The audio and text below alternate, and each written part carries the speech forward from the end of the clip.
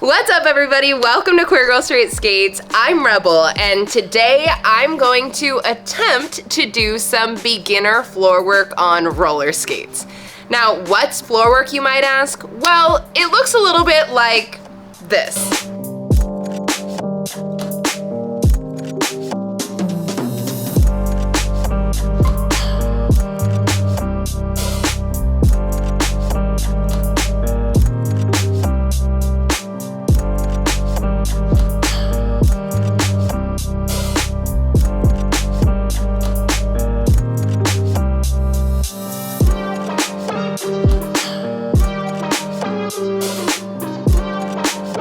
Floor work is really extensive. There are many different types of floor work. Today, I'm just gonna try, like, the basics.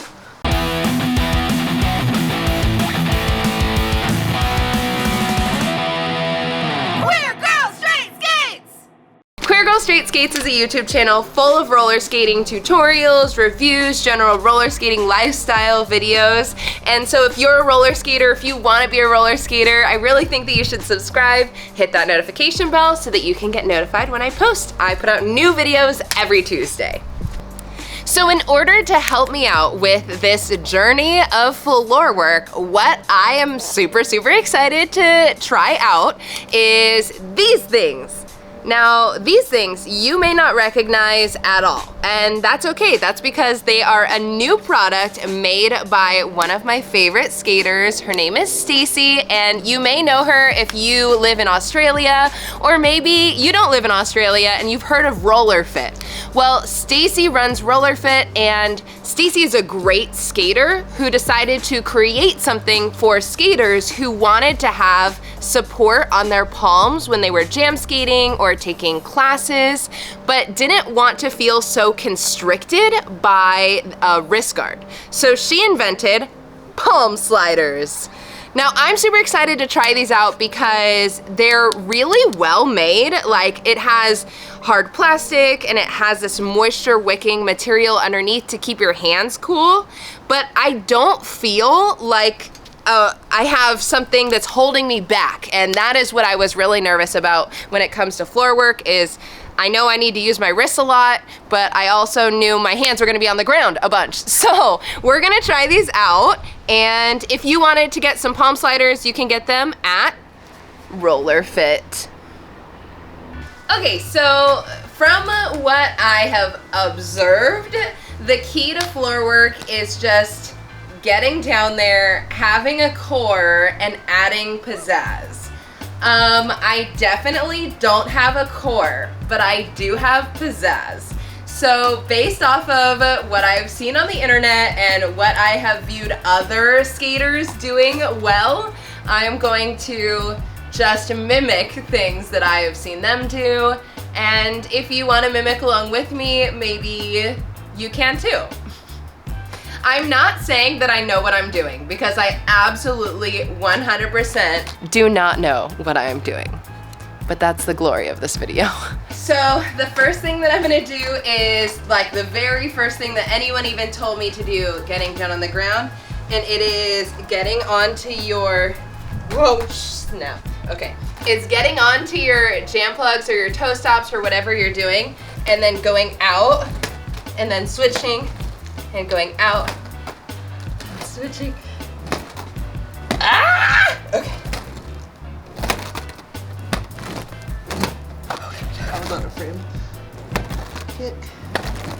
So the reason why I even started trying doing this was because I saw it on Instagram and I thought, oh my gosh, that looks so cool. And that was before I even started trying to jam skate at all.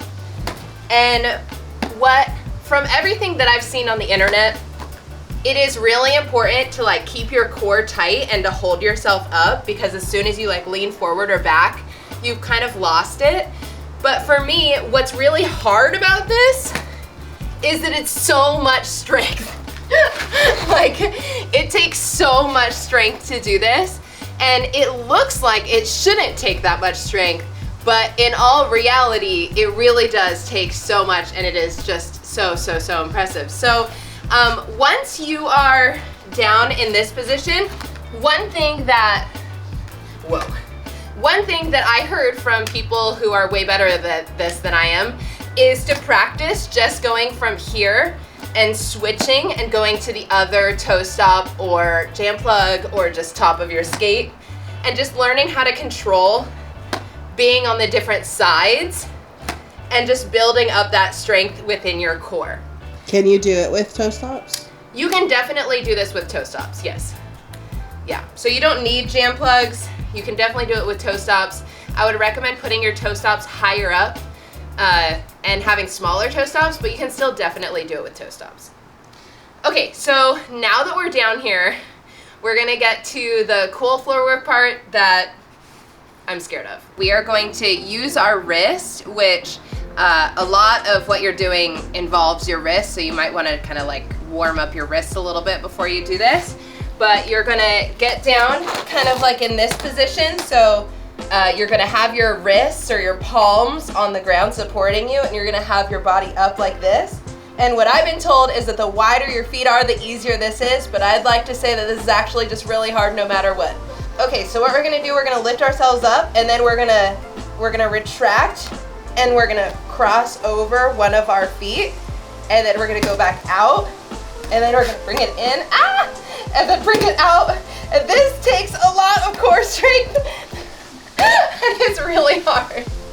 But if you practice it enough, someone will give you a core, I think. But there are lots of variations of that, so also careful, like if you have any old knee injuries, this can definitely bring up a knee injury. Like it definitely hurts my knee when I do it.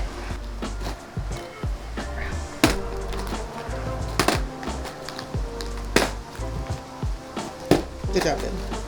Another one that you can do from that is you're lifting yourself up again, you're starting in the same position, and then you get up into this position, and then you kick out, and then you bring it back in, then you go out again. So, kick, up, out, I think. Something like that. I think that actually you're supposed to kick out and go up and then bring it back in, but like, who can do that? Well, lots of people also.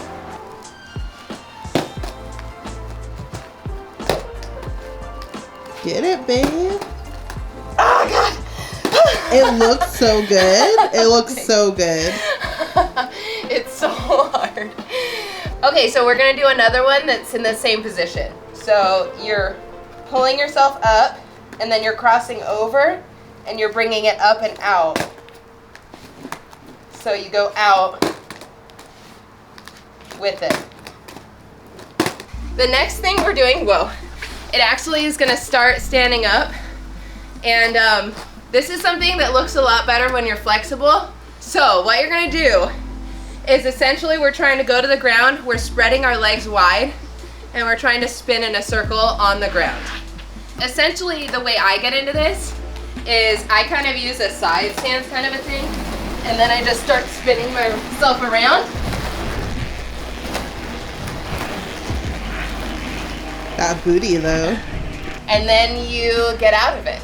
The way I'm gonna get out of this move is where we hear that thing called style. So I'm just gonna, this is how I would get out of the move. Okay, so I go into it, and then I'm like, oh my God, I'm right here. And then I'm like, wait, what? Oh my gosh. And we're skating again.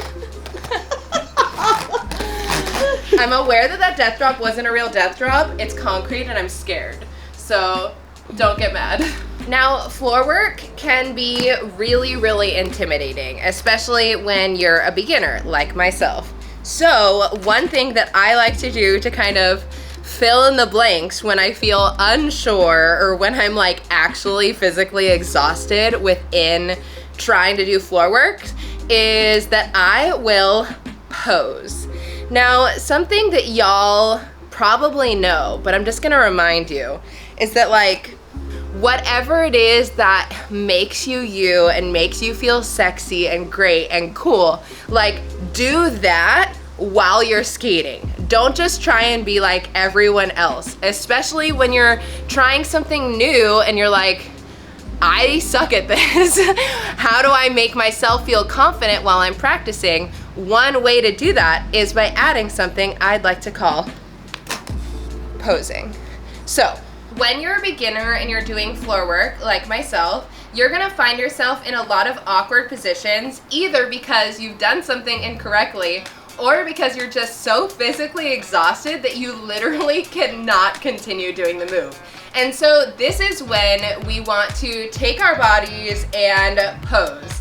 I'd like to tell you a story. I tried to do a move in front of Nile Rodgers at the Disco Oasis, and then I fell so hard I like basically tumbled, but I landed and I posed, and I was like, I did that on purpose. And while Nile Rodgers may or may not have known that I did that on purpose, I felt okay afterwards because at least I ended it up with a bang. So whenever we're doing floor work, we're like, ah, just pose. Here, I'll give you some examples of what that might look like. So let's say that you go into this right here, and then you're like, I am stuck. Something that you could do would be to go like this. And then you're like, wait, am I like just kind of doing a move? Am I gonna twerk? Like, what is it that I am doing with my body? Because you never know who's gonna be watching in that moment. And you really wanna make sure that you can pose and be like, okay, one, I'm totally taking a little break right now. Nobody knows it, but now I can finally breathe. Whereas maybe I couldn't breathe when I was doing cool stuff like this. Whoa! When I was doing cool stuff like this. Maybe I'm stuck here and I'm like, okay, I'm gonna fall now. But if I go like this, or like this, it looks like I'm finishing my move. So, my greatest, best tip for beginners is pose, darling. Pose. Because when you pose, everyone is impressed. Love it. If you got anything from this video, I would hope that you get that roller skating is fun and that you don't have to be the best at whatever it is that you are trying. In fact, it's really important to try new things. Obviously, I've never done this before and I'm trying something new. I would encourage you to try it as well. Or try something else that you've always really wanted to try on roller skates, but didn't feel like you could or didn't feel like you would be good at it. It's all fun. That's what roller skating is all about. So now that I have shown you just a little bit about my learning, I'm gonna show you kind of how I would flow this into a little bit of dance skating, and maybe I will fall in pose and maybe not, and you'll see.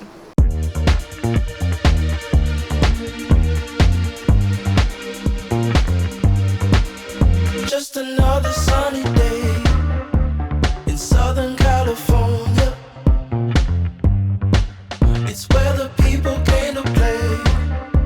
Don't let them transform you. Come and see what you've been missing on a little slice of heaven. It's the only place we're living. It's that West Coast point of view. Easy when it's always summertime for you and I. Every attitude. Who cares what the people think? It's been turning kinda gray in Southern California,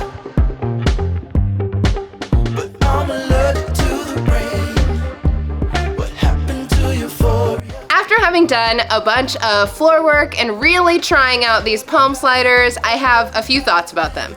The first thought I have is that they are very, they're so good for allowing you to have mobility but still having some palm protection. And I think that that was the number one come away that I got from these palm sliders, is my palms would be absolutely wrecked right now if I had not been wearing these palm sliders. And you can tell by all the scratches that are in the actual palm slider itself. However, I did end up having a lot of also like scratches and stuff on the top of my hand, and so I didn't feel like they fully protected my hand, but they did do some of the work, and I would definitely say it's better than wrist guards if you want some sort of hand protection and you're trying floor work. That being said, not everyone who's using these palm sliders is just out here just trying floor work. I think that these are a really good thing to have if you are a person who's just doing like a dance class or doing some light skating classes and you want to protect your hands in case you fall on them, then this is going to be a really good option for you. So I definitely think that if I was street skating, and not like intense street skating, but just kind of cruising along the streets, and you know how sometimes like you just catch on a rock or something and you just do a light fall and you end up catching yourself on your palms, even though I would not recommend catching yourself on your palms, but sometimes that happens. I think these would be really great for that situation. Another skating situation that you would really use these palm sliders for would be if you are a park skater and you don't like using wrist guards, or you don't like having your wrist constricted, but you want to be able to slide out on something, like if you are on a ramp or in a bowl and you end up kind of falling down and you don't want to just slide and then scrape your hands across, you would be able to slide using your palms and your knees, which I could see as being very beneficial because they don't feel constricting, which I think is the number one positive thing about it, is protection without constriction. But again, remember, if you are a person who tends to hurt their wrists a lot, AKA me, unlike Shove, then you should definitely wear your wrist guards because these do not protect against wrist issues. I really like them. I think they're great. I would definitely recommend you pick some up from RollerFit. Thanks so much for watching this episode of Queer Girl Straight Skates. Don't forget to like, comment, and subscribe, and put your favorite jam skater down in the comments. I'm gonna try and see if I can get some jam skaters on here to teach you all and to teach me a little bit more about jam skating and maybe even some floor work from an actual professional. If you want to support me, you can shop at cheerstothequeers.com. I have sunglasses and laces and all sorts of fun things up on my website, or you could become a Patreon and support this channel. Thank you so much for watching, and if you really want to have a little something special, then just stay until after the credits. And most importantly, cheers to the queers!